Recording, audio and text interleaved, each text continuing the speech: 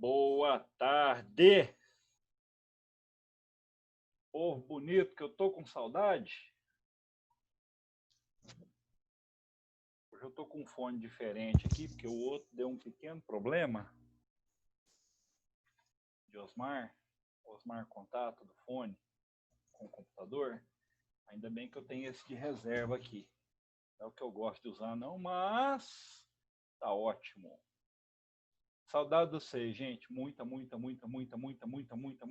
saudade. Não só porque tem 2 semanas que eu não dou aula para vocês, né? Mas aquela saudade de ver vocês, de estar perto de vocês, da gente poder se encontrar à tarde numa sala com ar-condicionado, porque o meu companheiro aqui, ó, tá dando conta não, tadinho. Tá dureza. Calor pouco aqui é bobagem. Vamos lá? Continuar a nossa querida, amada ecologia, salve, salve.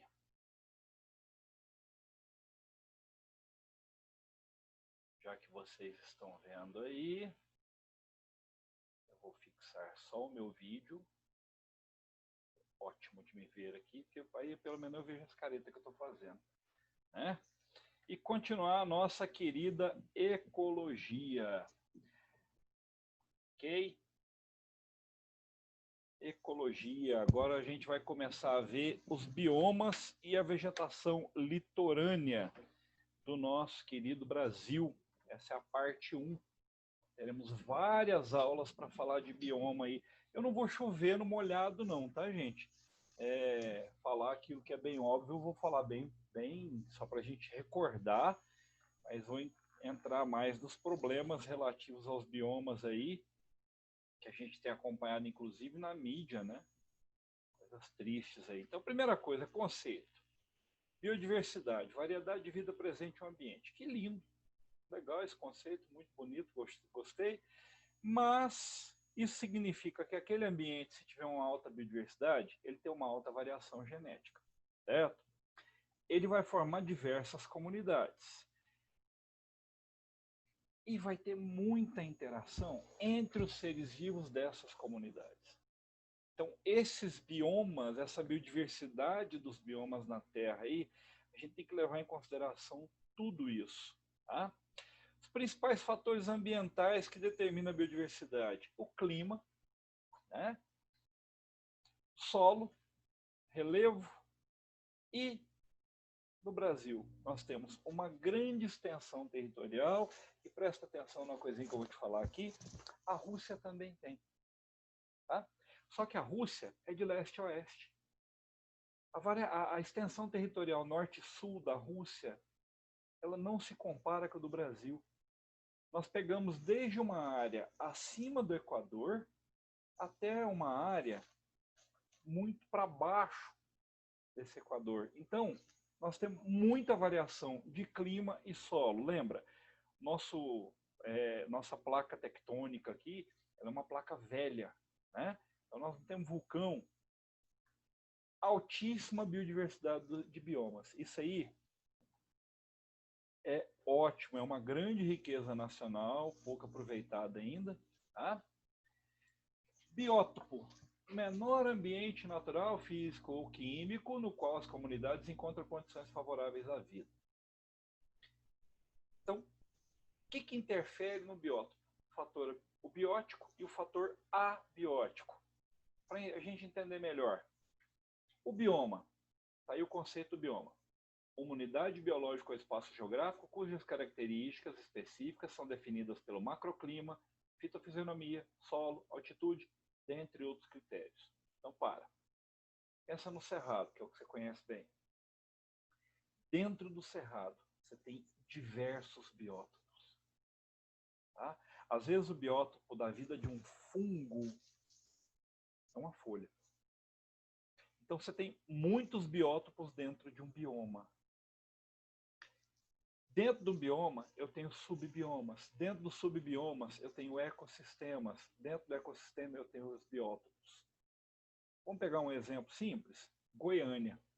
Quem está em Goiânia nesse momento aí, Goiânia é um bioma urbano, desculpa, é um ecossistema urbano dentro do subbioma cerrado. Está dentro, aí varia de qual região de Goiânia que nós estamos falando. O bioma é cerrado, o subbioma, por exemplo, se você mora perto de algum bosque, é uma vegetação de mata ciliar ou mata de galeria, né? Então, dentro de um bioma, a gente tem muita variação. Se torna até um pouco difícil a gente definir e estudar isoladamente cada um. Tá? Principais biomas do Brasil: floresta amazônica, o Cerrado, Caatinga, Mata Atlântica, Pampas, Pantanal, sendo que a Caatinga é o único que é só do Brasil, tá? E alguns autores falam que não tem equivalência ecológica da Caatinga para nenhum bioma no mundo. Você lembra o que é equivalência ecológica? É você ter similaridade entre biomas diferentes. Por exemplo, o Cerrado brasileiro, a savana africana, a floresta amazônica e a floresta do Quênia, na África. São florestas tropicais pluviais, né? Então, essas similaridades elas ocorrem em vários ecossistemas. Os pampas lembram muitas pradarias da América do Norte. Caatinga não tem equivalência ecológica, tem muito autor que fala isso. Tá? Peguei aí no site do IBGE, não em livro didático, tanto a fotinha quanto o tamanho dos biomas, né? Lembrando a vocês que isso aí é a área ocupada pelo bioma e não o que existe desse bioma hoje. Então, você olha isso aqui, ó, você fala, nó, cerrado aqui, top, grandão, beleza. Só tem 25% dessa faixa que é cerrado. Tá? Mata Atlântica, então, nem vou mencionar, né? Chega a dar dó a questão da Mata Atlântica. Não confunda bioma com biócoro. Biócoro, menores ambientes que formam cada biociclo. Então, no planeta Terra, nós temos biócoro floresta, campo e deserto, formando o biociclo terrestre. Nos biócoros, no biociclo, né, terrestre ou epinociclo, e o biociclo de água doce ou liminociclo, biociclo de água salgada ou talassociclo. Então, olha só. Floresta. Amazônia é um tipo de floresta. E o cerrado? Ele é campo ou deserto? Deserto ele não é. Ele é campo? Ele é floresta? Tá vendo que são conceitos que ficam bem confusos, né? Por isso que a gente tem que pegar cada bioma e estudar em separado para estudar o que é o bioma dele, o que é o ecossistema que compõe aquele bioma e assim por diante. Tá? Dependendo da temperatura, como é que eu classifico a cobertura vegetal? Já que o bioma ele é muito definido pela vegetação. Eu tenho aí, ó, megatérmicas, onde eu tenho temperaturas médias altas de 20 graus Celsius ou mais, nas regiões tropicais, mesotérmicas, temperatura entre 12 e 15 graus Celsius, regiões temperadas, microtérmicas abaixo de 12 graus Celsius, regiões de elevadas latitudes e elevadas altitudes. Brasil, como vocês sabem, quem está em Goiânia nesse momento, sabe que é uma região microtérmica, né? Se eu abrir a janela ali, vocês vão ver que está até nevando, né? Tá tranquila a temperatura, hoje está bem agradável, né? Se você compara, por exemplo, com a temperatura de Vênus, que é em torno de 295 graus Celsius, Goiânia está fresquinho, tá? Então, continuando. Deixa eu ver que tem uma perguntinha aqui. Ah, não é perguntinha não, tá uma risadinha. Luminosidade. Eu tenho plantas heliófilas que gostam de muita luz, que tem que ficar expostas diretamente à luz. E na floresta, aquelas plantas que formam a copa da floresta. E as plantas epífitas que ficam em cima delas. Plantas ombrófilas ou umbrófilas, eu já vi as duas grafias, elas precisam de pouca luz. Na floresta, as pteridófitas, as gramíneas, os musgos, as plantas que vivem à sombra de outras plantas. Esses dias eu estava dando aula, eu acho que foi para a turma de vocês, alguém comentou o lance de uma mangueira, né? Embaixo da mangueira não cresce nada na fazenda, realmente não cresce nada não, porque o que cresceria ali é a planta umbrófila, que a gente tira porque tem um interesse comercial, um interesse alimentar ali na manga. Agora, se você está andando no meio da mata e acha um pé de manga, ele vai ter plantas menores embaixo. É com detalhe, tá, gente? A manga ela é uma planta indiana, ela não é brasileira. Estou com uma situação muito legal aqui. Meu vizinho resolveu reformar, né? Então sexta-feira ele estava tirando o piso, foi bem agradável de dar aula com ele batendo aqui. Hoje acho que ele está soldando alguma coisa, está fazendo umas barulheiras loucas ali. Mas vamos lá. Estratificação. Eu tenho aqui, ó, o estrato arbóreo superior, 40 metros ou mais, 30 metros. Estrato arbóreo médio, de 20 metros. Estrato arbóreo inferior, 10 metros. O arbustivo e o herbáceo são os menores. Tem regiões do cerrado, já adiantando, que a gente só tem estrato arbustivo e herbáceo. Você vai ter área com estrato arbóreo superior ali alto no cerrado, na mata ciliar, talvez na mata de galeria. Certo?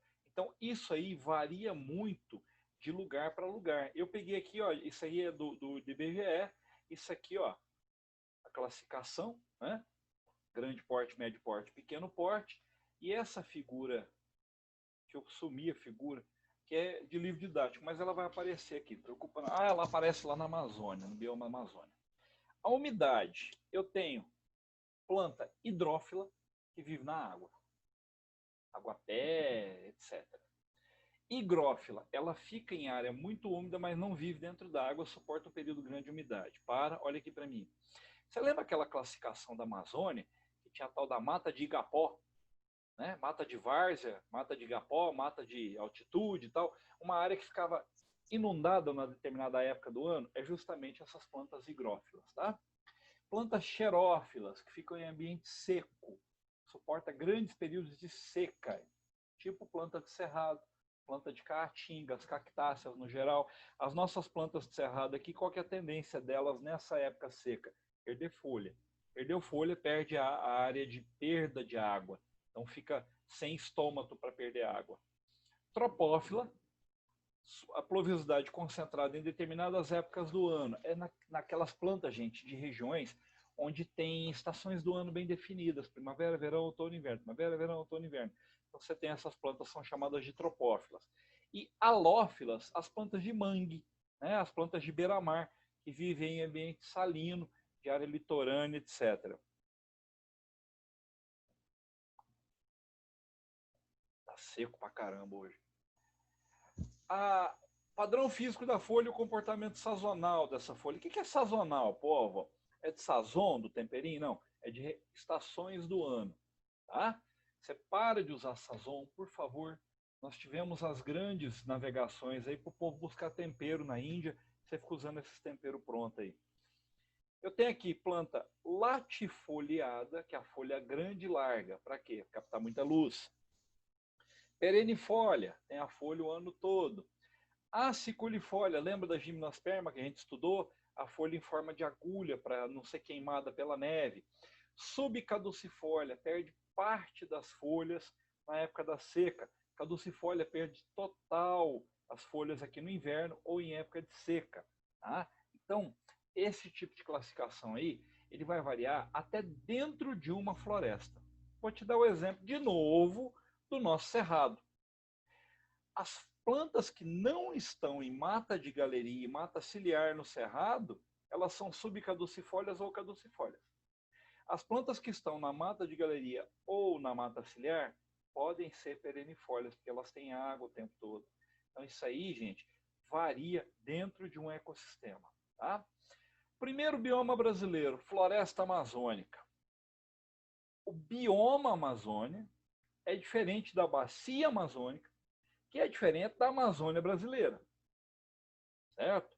Eu peguei a separação aqui para a gente ter uma noção da importância do bioma amazônico para a América do Sul. Isso aí que você está vendo. Essa área vermelha que você está vendo aí, ó, circundada, isso é o bioma amazônico. É grande? Ou 1/3 da América do Sul. Será que é importante ter essa floresta aí? Nós podemos desmatar ela, queimar, tocar fogo em tudo, fazer virar pasto? pega 9 países, sendo que o Brasil tem 60% dessa floresta. O Peru, 13% da floresta. E ela ainda vai para Colômbia, Venezuela, Equador, Bolívia, Guiana, Suriname e Guiana Francesa.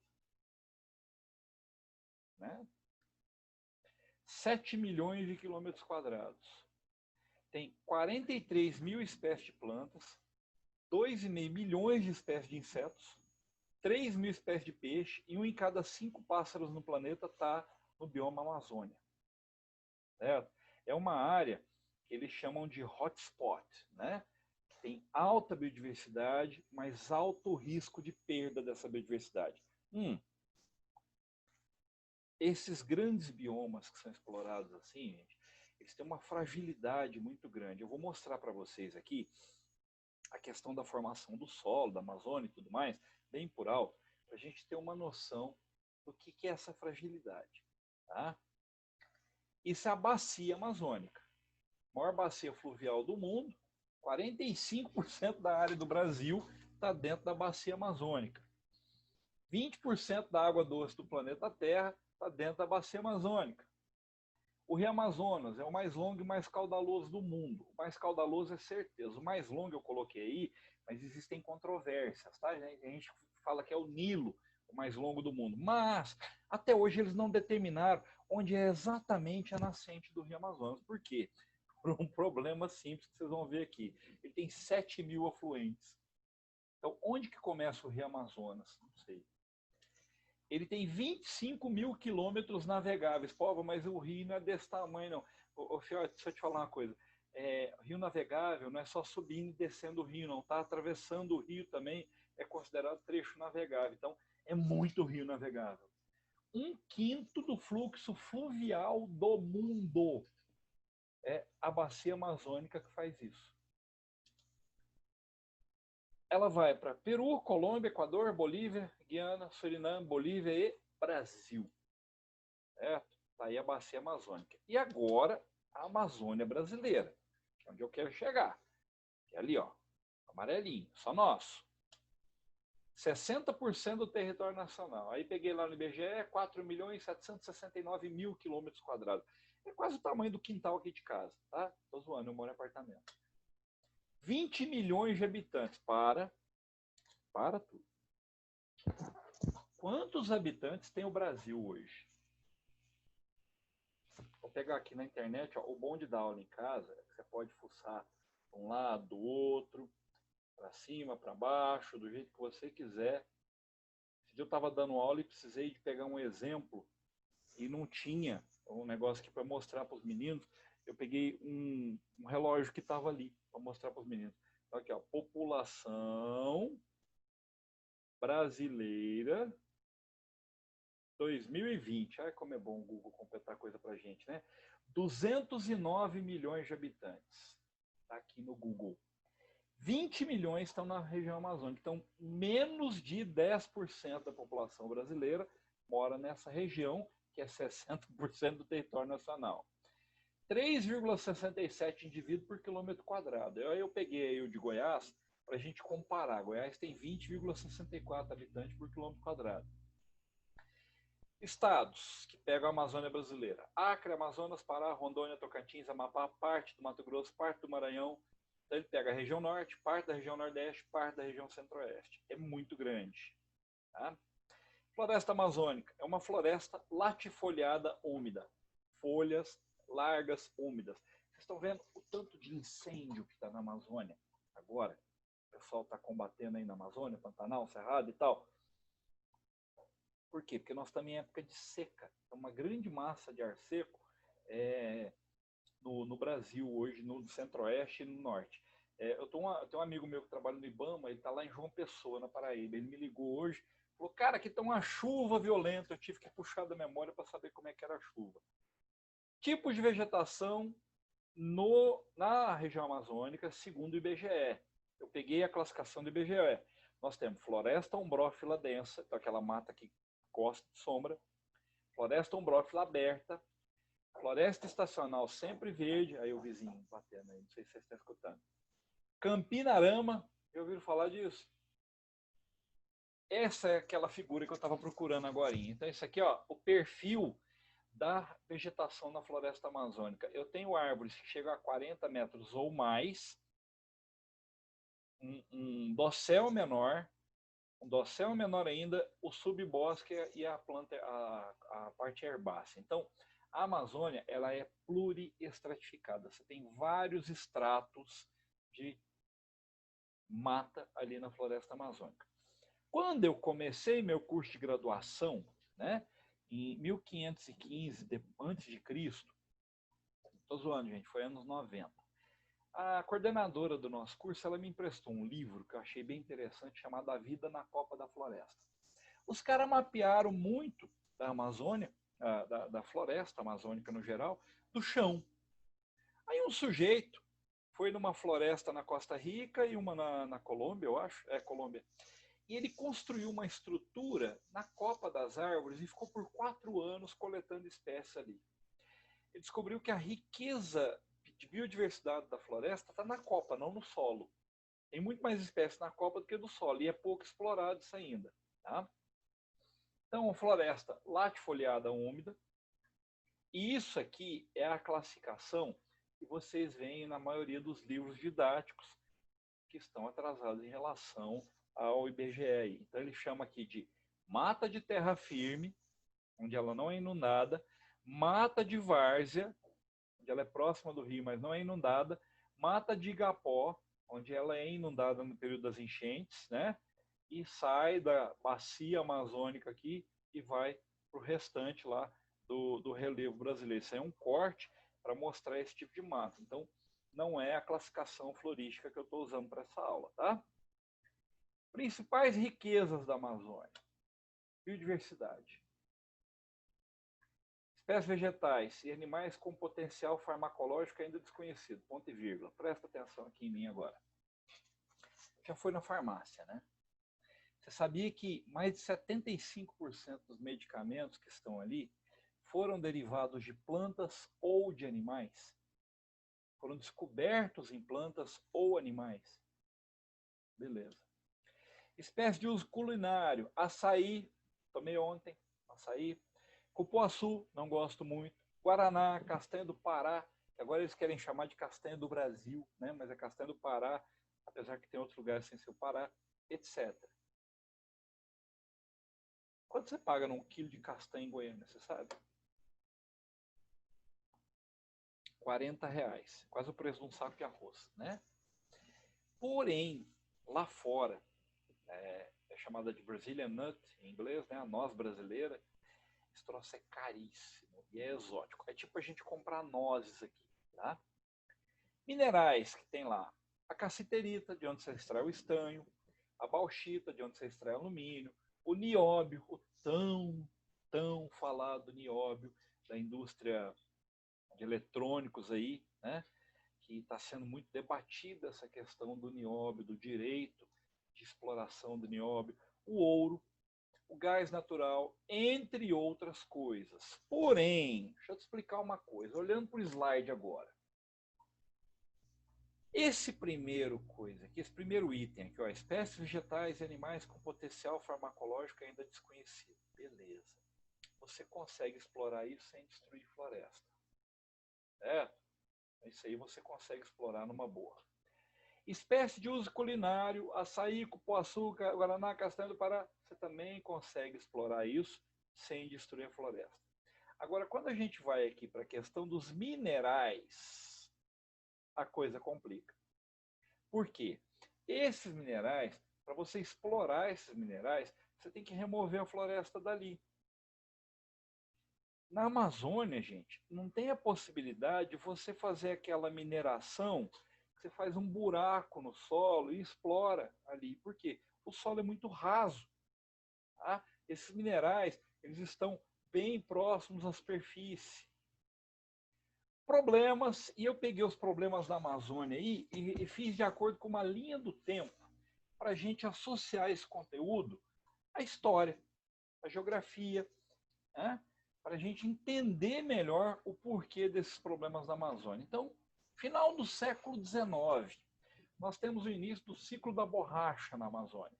Você já estudou isso lá na história. 500 mil pessoas migram para a Amazônia.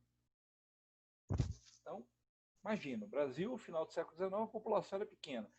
Vai essa massa de gente para lá, que a borracha era o ouro brasileiro. É construída a estrada de ferro Madeira Mamoré para escoar a borracha. Tem uma lenda da Madeira Mamoré, que morreu tanta gente na construção dela que cada dormente, cada pedaço de madeira onde você põe o trilho do trem em cima, cada dormente custou uma vida. Ah, isso é um ditado que tem lá na região. Eu conheci essa estrada pessoalmente.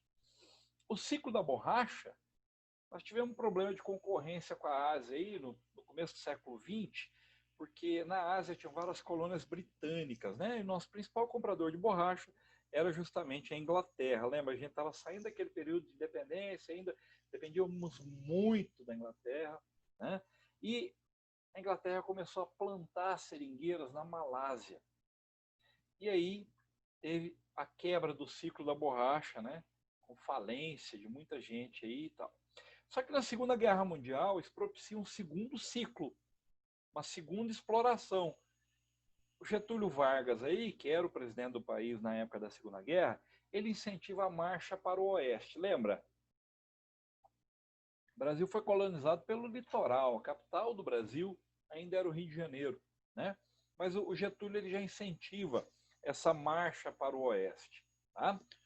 No fim da Segunda Guerra, a necessidade da borracha ela cai um pouco, nós temos o fim do segundo ciclo da borracha. Então essa aí, ó, é a Madeira Mamoré, que saía de Guajará-Mirim e ia até Porto Velho para escoar a borracha que era produzida nessa região na época. Certo? Isso aí é a construção da Madeira Mamoré. Aí, as fotinhas. Eu aprendo pra caramba quando eu vou preparar essas aulas. É muito bom isso. Aí os políticos da época, numa foto aí, inaugurando um trecho da estrada. Tá? Os seringueiros fazem esses cortes na árvore aqui de onde extrai o látex, né? O látex é uma defesa da seringueira. Certo? E aí, aqui, ó, são as bolas de borracha cozida que eram usadas para exportação. Certinho? E essa aí é uma foto interessante. Isso é uma cidade chamada Fordlândia. Não sei se já ouviram falar disso aí. O Henry Ford, ele pagou a construção de duas cidades do interior da Amazônia, uma delas é Fordlândia, para poder explorar a borracha. Hoje ela é chamada de cidade fantasma, mas na verdade moram 1.200 pessoas lá ainda. Ela virou tipo uma atração turística. Vocês estão vendo o estilo de construção? Tá vendo? Parece aquelas casas norte-americanas que a gente vê em filme, né? Com essa área envidraçada externa aqui, ó. Aquelas casas antigas dos Estados Unidos, tá? No século XX, já lá durante o governo militar, nós começamos a um processo aí de ocupação estimulado pelo governo militar chamado Integrar para Não Entregar. Tá? Começa em 1966, criação da Sudene, entre outras coisas aí, para ajudar no desenvolvimento da Amazônia. Não é Sudene, não, Sudane, desculpa, Sudene é do Nordeste. Grandes obras rodoviárias. Rodovia Transamazônica. Gente, eu já fui na Transamazônica. É muito massa. Ela liga o nada para lugar nenhum, né? E é em alguns trechos, ela é uma trilha de barro no meio do mato. Tá? Eu lembro da gente passar em algumas regiões da Transamazônica, a gente estava de caminhão, onde o caminhão parava, né? O motorista parava, falava assim: gente, desce e atravessa a ponte a pé porque é meio perigoso. E eu meio dormindo, né? Com meu tio dirigindo o caminhão, eu falei, como assim descer para atravessar a ponte? A ponte eram duas toras em cima de um rio. A gente descia, atravessava a pé e passava com o caminhão no maior cuidado ali, morrendo de medo do caminhão cair. Era uma ponte na Transamazônica. A Belém, Brasília, quem já passou aqui por Anápolis, já conhece, vai para Brasília, você sabe que você está num trecho ali que é o começo da Belém Brasília, né? Que liga a região centro-oeste até a região norte, tá? O incentivo à imigração, começou o incentivo à imigração, só que tem uma coisa interessante aqui na Amazônia. As terras lá eram públicas. As terras da Amazônia eram do governo. Então, Nos anos 70, começa o desmatamento predatório nas bordas da floresta, porque era mais fácil. E ao longo dos rios também, porque o rio era usado para transportar essa madeira. Tá? Nós tivemos ali muito a ação dos grileiros e a formação de latifúndios. O que é o grileiro? É o cara que chega numa terra que é da União, cerca essa terra, cerca a terra, falsifica documentos e toma posse da terra. Certo? Tanto é que em 76 é que teve a primeira regularização de terras da região. 10 anos depois do integrar para não entregar, muitos anos depois da marcha para o oeste lá, e começa nos anos 70 as explorações de minerais, os garimpos. Eu morei no Mato Grosso 6 anos, numa cidade acima de Cuiabá, para cima de Cuiabá, quase 700 quilômetros, uma região de garimpo de diamante. Tá? Essa foto, eu fui procurar fotos de desmatamento, de garimpo, tá? Eu achei essa foto aqui muito interessante. Por quê? Ela está mostrando um corte de solo, que é feito para extração mineral. Acompanha o cursor. Quando eu mexo o cursor aqui, vocês veem, né? Vê o cursor mexendo aqui. Alguém responde para mim, por favor?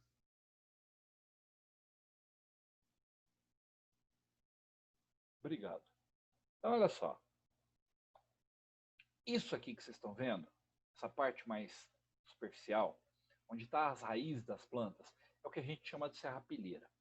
Tá? É uma camada de 1 metro, 1,5 m, até 2 metros, que é o quê? Folha morta, raiz de planta, etc. Aí você tem uma parte que é solo, terra, pedra moída. E olha o que tem por baixo disso tudo, areia. Lembra que a planície amazônica é uma depressão, né, de terreno, era um mar, chamado Mar do Charaés, ali. Tanto é que a gente acha fóssil de animal marinho na Chapada dos Guimarães, no Mato Grosso. O que aconteceu? Placa de Sul-Americana choca com a placa de Nazca, Cordilheira dos Andes, fim do Mar do Charaés, começo da planície amazônica. Então, uma área de mar, onde tem pouca terra ainda. Tá? O solo lá é raso. Isso aí, ó, são áreas de garimpo. Se vocês observarem, aqui tem uma vilinha, tá vendo?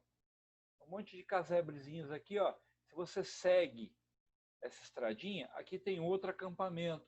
Isso aqui, gente, são buracos que os garimpeiros cavam no solo. Você remove a floresta e cava esse buraco chamado catriado. E ali você começa a minerar o solo. Na região que eu morei, que era uma região de garimpo de diamante, né? Eles usavam um sistema chamado sistema de bica canadense para poder pegar o diamante e o ouro. Tá? Eu fui em regiões de garimpo de ouro também. Hoje eu sou biólogo e o meu pai, ele por muitos anos, ele teve uma empresa que vendia implemento para garimpo. Então meu pai ajudou a desmatar, hoje eu defendo. Tá? Eu lembro de ir nos garimpos e ver o pessoal processando toneladas de terra por dia para pegar diamantes.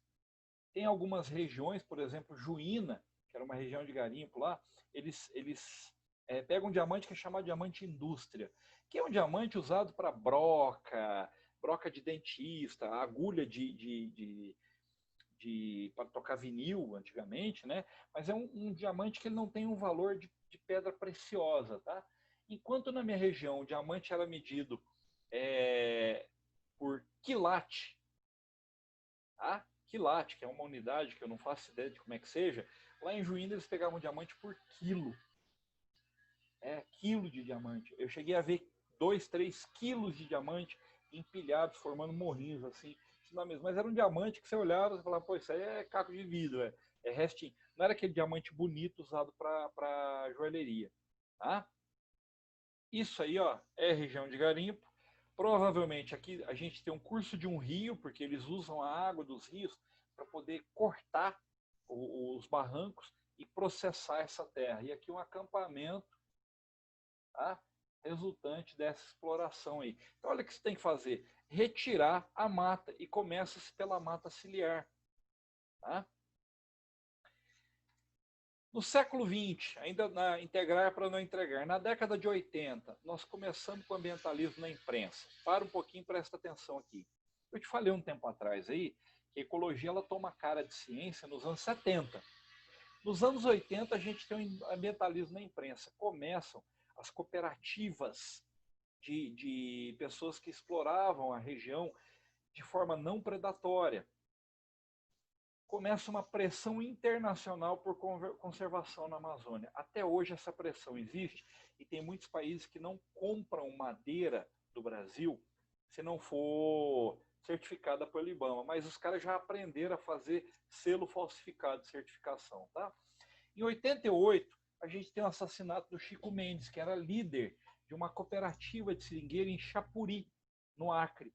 Né? E era uma figura conhecida internacionalmente. Foi morta, o Chico Mendes foi morto com 2 tiros por pregar contra a devastação da Amazônia. Tá?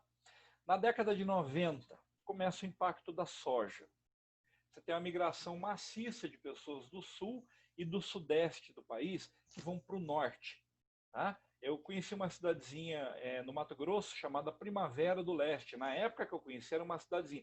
Era um arruado ao redor da rodovia, nos anos 80. Hoje é uma baita de uma cidade.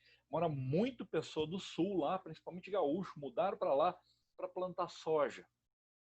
E nos anos 2000, nós tivemos o crescimento da pecuária. O rebanho na região, ele cresce 240% em 12 anos.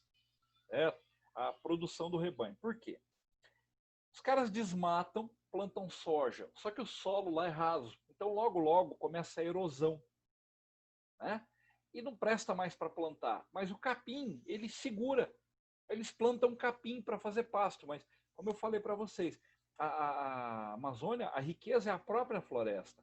Ela é mantida por folha que cai, entra em decomposição e esses compostos, eles voltam. Então, é uma floresta autossustentável. Você removeu a floresta, acabou essa sustentabilidade. Aí onde tinha a soja, vira o gado, chega o gado ali para poder aproveitar aquela terra. Tá? Então esse é o Chico Mendes, essa é a irmã Dorothy Stang, que era a favor da preservação, também foi assassinada. Né? O cara foi atirar nela, ela falou, não, você não está com coragem de atirar, eu vou virar de costas. Virou de costas, o cara atirou pelas costas dela, era também conhecida internacionalmente. Tá? Os grandes projetos da Amazônia. Gente, eu peguei a lista, eu não vou nem ler a lista aí. Ó. Isso aí são as usinas que foram, estão sendo e serão construídas de 2011 a 2023 na região amazônica. Para produzir energia para 10% da população brasileira que está lá. Ah, professor, mas eu posso transportar essa energia. Você estuda física. Você sabe melhor do que eu que tem perda nessa transmissão de energia. Mineração, tem o projeto Carajás, projeto Jari, projeto Rio Novo, Matupá, Tucano, Anglo-América, nem é um projeto brasileiro, projeto Jiriti, entre outros da região amazônica. Tá? Olha esse mapa, eu achei muito interessante esse mapa. Ele mostra, em azul preenchido, as usinas que já estão em operação. Tá? Em azul vazado, as usinas que estão em construção. Em amarelo, as que estão planejadas ou inventariadas para construção, dentro do bioma amazônico. Certo? Na próxima aula, eu vou falar para vocês sobre desmatamento e queimada, biopirataria, tá? Vocês vão ficar besta de ver o que é biopirataria na Amazônia e falar um pouquinho das perdas disso aí para o Brasil. Tá? E começar a falar do Cerrado, que é o próximo bioma. Beleza? Beijão para vocês.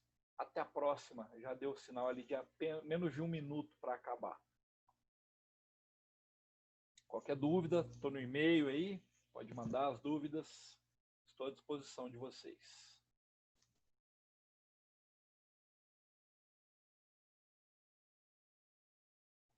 Eu que agradeço. E nem sei que mensagem errada que foi essa. Foi para todos aí.